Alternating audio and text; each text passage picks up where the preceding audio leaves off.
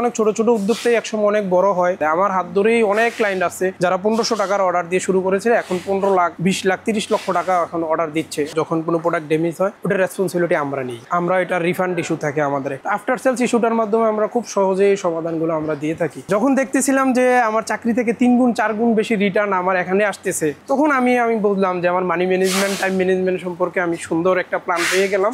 সেই চিন্তা থেকে আমার আসলে চাকরিটা ছেড়ে দেওয়া আর কি। এখন আমার মাধ্যমে যারাই এখানে কাজ করতেছে সবাই খুব খুশি। আমার উদ্যোক্তার জার্নিটা আসলে শুরু হয় আমার নর্থ সাউথ বিশ্ববিদ্যালয় থেকে। আমার বন্ধু নিপুণ এবং আমি বিভিন্ন চাইনিজদের সাথে সম্পর্ক হয়, ওদের কাছে বিভিন্ন গ্যাজেট দেখি। আসলে ওই গ্যাজেট থেকেই চাইনিজ প্রোডাক্টের প্রতি আমাদের একটা আকর্ষণ হয়। আমাদের যখন গ্রাজুয়েশন শেষ হলো 2014 ডিসেম্বরে, তখন নিপুণ চলে যায় চায়নাতে মাস্টার্স করার জন্য, আর আমি এডমিশন নেই ঢাকা ইউনিভার্সিটিতে ইভিনিং MBA। তখন আমার পাশে আসলে অনেক সময় ছিল। নিপুণ চায়না থেকে প্রোডাক্ট সেন্ড করতো আর আমি বাংলাদেশে অনলাইন পেজে প্রোডাক্টগুলো বিক্রি করতাম। হঠাৎ করে নিপুণের বাবা অসুস্থ হয়ে যায়। অসুস্থ হওয়াতে আমাদের বিজনেসটা তখন ওখানে ক্লোজ হয়ে যায়। আমিও তখন আসলে পারিবারিক প্রেসারে আমার একটা ব্যাংকে আমি ঢুকে যাই। আমার চাকরিটা হয়েছিল এলিফেন্ট রোডে। তো চাকরির পাশাপাশি ওদেরকে আমি বিভিন্ন আপডেটেড তথ্য দেওয়া শুরু করি। তো একসময় ওরাই আমাকে প্ল্যান দেয় যে স্যার, আপনার তো ইম্পোর্ট রিলেটেড ভালো নলেজ আছে বা চাইনিজ প্রোডাক্ট সম্পর্কে অনেক জানেন, আমাদেরকে কিছু হেল্প করেন। তারপর আমি 2 রুমের একটা অফিস নেই ধানমন্ডিতে। নেওয়ার পরে আমি আমার জার্নিটা শুরু করি পার্ট টাইম।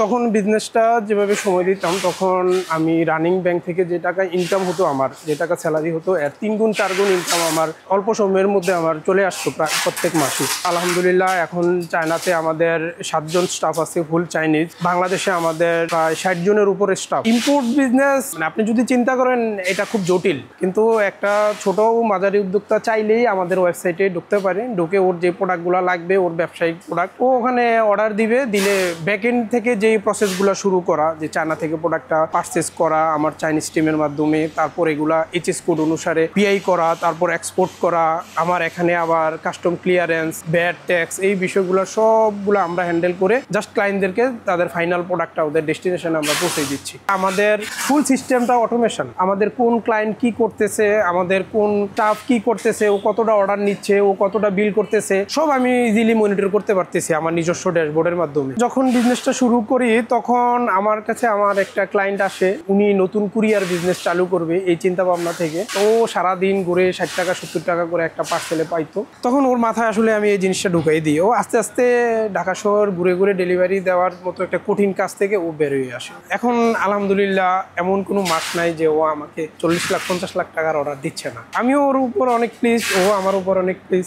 যার কথা বলতেছি ও তো ভিডিও দেখবে, ও অবশ্যই বুঝতে পারবে। ওর আন্ডারেও এখন 50-60 জন করে স্টাফ। প্রচুর পরিমাণ হোলসেলে প্রোডাক্ট আনতেছে, তার রিটেলও বিক্রি করতেছে, প্লাস আদার্স মানুষের কাছেও হোলসেলে বিক্রি করতেছে। ইন্ডাস্ট্রির ও একটা পার্ট হয়ে গেছে। ক্লায়েন্টদের চিন্তা ভাবনা থাকে যে কম দামে ভালো প্রোডাক্ট নিবে, এই চিন্তা ভাবনাটা থেকে ওরা সাপ্লায়ারদের রেটিং গুলা ঠিক মতো দেখে না দেখে অর্ডার করে ফেলে। তো 1000 টাকার প্রোডাক্ট কিন্তু দিন শেষে 1000 টাকায় হবে। সেম প্রোডাক্টটা চায়নাতে আবার 10,000 টাকা দিয়েও পাওয়া যাচ্ছে। তো এখানে একটা কোশ্চেন হয়, ওটা আমরা আমাদের মতন করে আমরা ওদেরকে হ্যান্ডেল করি বা ওদেরকে বুঝাই পরবর্তী অর্ডারটা দেওয়ার ক্ষেত্রে। আর আমরা আমাদের ওয়েবসাইটে 3 পিস 1000 টাকার একটা সহজ অর্ডারের একটা সিস্টেম রাখছি। কেন?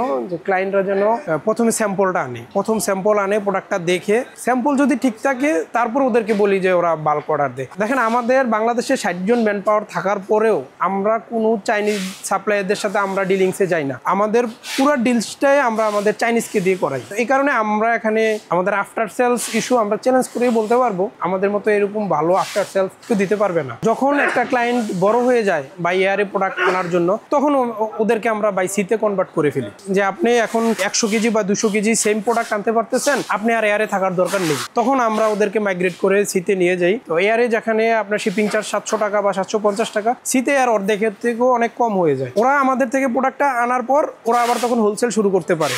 তো এটা হচ্ছে আমাদের সবচেয়ে বড় অ্যাডভান্টেজ।